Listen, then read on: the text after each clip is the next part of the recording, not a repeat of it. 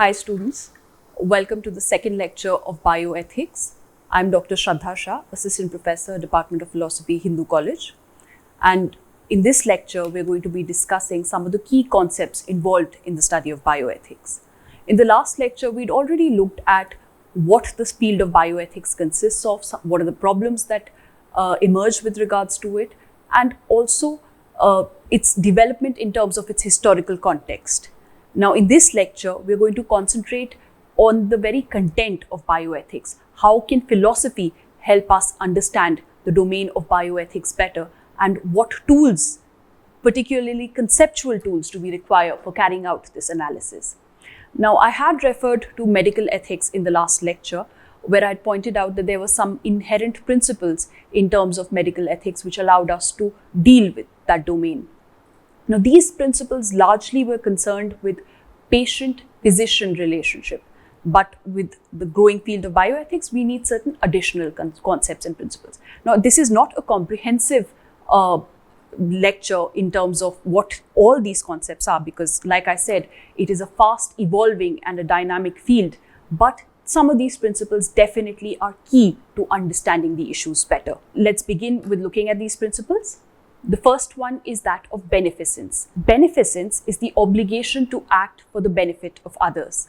Particularly in terms of the physician-patient relationship, we're looking at decisions made by the physician in the benefit of the patient.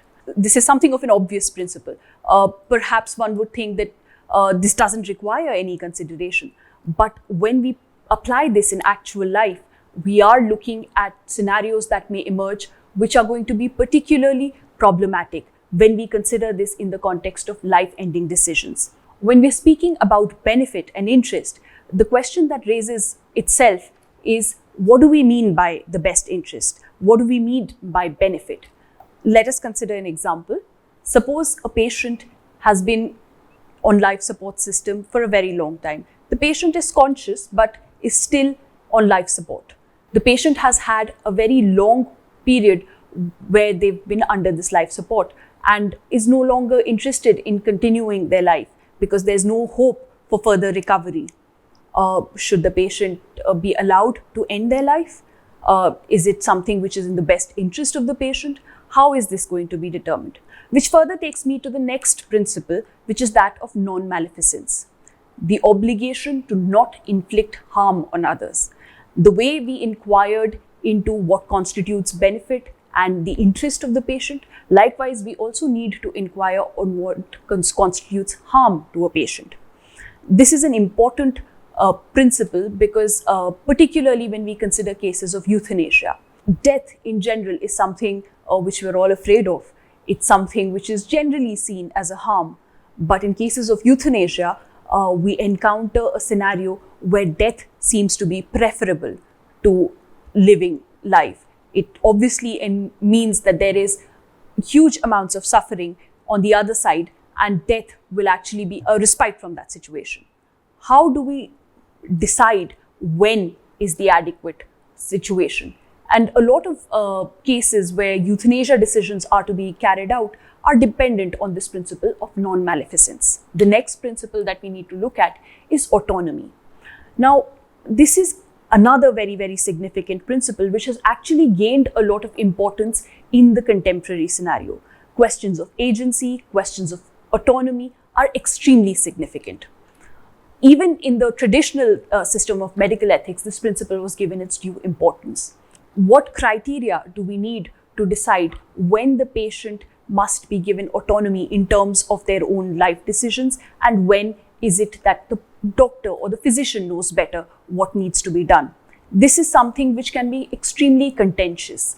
In general, we assume that the doctor knows best, but we have seen in the previous lecture that there are increasing number of alternatives and medical procedures which are available to us. Definitely, the patient also needs some sort of agency and say in terms of what is happening to their body. This isn't just about what the physician thinks is the best, but it also requires consent and an autonomous decision making on the part of the patient in terms of what is to happen to them. And this principle definitely needs to be respected. The next principle that we need to look at then is justice. when we're speaking of justice, we're looking at a fair distribution of resources and healthcare, yes, but we're also looking at it at an individual level where, in terms of distribution of healthcare, the physician needs to ensure that there is no partisan basis for this distribution. There can be no personal reasons, or there can be no biases in terms of administering and assessing situations. And this is something which becomes very significant. We're also looking at this in terms of a global level of justice, which was perhaps not a part of the conception of medical ethics. For example, if we look at the issue of COVID vaccine distribution, this is definitely a part of the concept of justice, which needs to be extended at the macro level and not be limited to just the physician and the patient relationship. The next point that we're looking at is that of confidentiality. Maintaining confidence and privacy of the patient is a paramount value for the physician. Now, we obviously distinguish between inadvertent breaches of confidence versus voluntary disclosure of confidential information. Of course, the latter is something which is frowned upon. But even with regards to inadvertent breaches, suppose a physician is discussing some case which is interesting, did not mean to give out information, but it's possible that the information is conveyed, which can actually be detrimental to the privacy and confidentiality of the patient. Now, there is a very significant moral root to this principle in terms of respecting the autonomy of the patient. Any competent patient is assumed to have some sort of control on the information that is circulated around them. And it has to do with the conception of privacy, which is something that we consider as a fundamental right in the modern world. In keeping this in view, the principle of confidentiality becomes significant in terms of the medical information circulated about a patient. And this has obvious implications because certain diseases have social taboos, especially diseases related to sexuality, or even diseases which have implications on us performing certain tasks. Whether this sort of information must be given out or not becomes a very, very difficult task which we need to decide. Another important aspect of the principle of confidentiality, and this is something which is emerging now with respect to the emergence of genetic research, with increasing information about genetics, is the physician responsible to convey that information not only to the patient but also to the relatives, because it is possible that certain diseases are genetically coded and others may be at risk with regards to it. Should this information be conveyed or not? This is a key issue which needs to be discussed and considered in terms of the principle of confidentiality. The next principle that we're looking at is that of informed consent. Informed consent is something which is extremely significant and has only developed in the 1970s and 60s. This is something, we're all aware of the notion of consent, that any procedure that needs to be performed needs to seek the consent of the patient. However, when we are speaking of informed consent, this idea of informed becomes very important and is something which has come to develop only in the light of certain legal cases which highlighted the need for this information. Now, typically when we seek consent, the idea is to sign a form.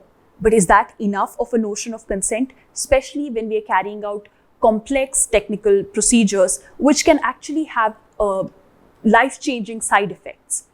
How are we to decide this is a significant issue. When we're speaking of informed consent, it is not just important that a person be aware of what is being performed, but they must also be informed of the additional risks or any side effects that they are to encounter with regards to the process. Likewise, they must also be aware of the various alternatives that are available, and it must then be based on such informed consent that a procedure is carried out. Now, this is something of an ideal which is very less accomplished in a real life situation. However, this is an ideal which is required in terms of a physician-patient relationship. And this is something which has emerged particularly with the rise of bioethics. I've already pointed out that bioethics in the current domain gives rise to processes and unprecedented scenarios where these requirements become necessary in order to ensure that there is an ethical basis in terms of which these processes are carried out. The next point that we are looking at is extremely significant as a conceptual tool in terms of understanding how bioethics is to be regarded. This is the issue of personhood. Now, personhood is not something which is a new concept or perhaps has only emerged with regards to bioethics. The idea of what is a person and what is personhood goes right back to the history of modern Western philosophical thought. However, with bioethics, this conception becomes very important because we use this concept in order to understand whether a patient has competence or not in order to make certain decisions. When we have to decide life-ending decisions, this concept again becomes very, very significant. Let us look at this concept a little more closely. So first and foremost, we are asking, what is a person? Is it something which is limited to the human organism in terms of the human species? No. When we consider other evolved mammals, say an ape, or even your pet dog, we attribute conceptions of personhood to such beings. This conception cannot be limited to something which is only dependent on a species-centric concept. We argue that this concept is something which has implications for a larger sphere than just that of the species. In a nutshell, this is something where a person is supposed to have mental capacities similar to an adult human being, but it is not the same as a human being. So we're expecting a person to be able to enjoy life, to be able to experience pain and suffering, to be able to understand and have desires, to be able to have certain rational faculties in order to be called a person. Now, clearly, the implication of such a conception is that it excludes infants, it excludes vegetative patients, it also excludes people who have degenerative mental disabilities.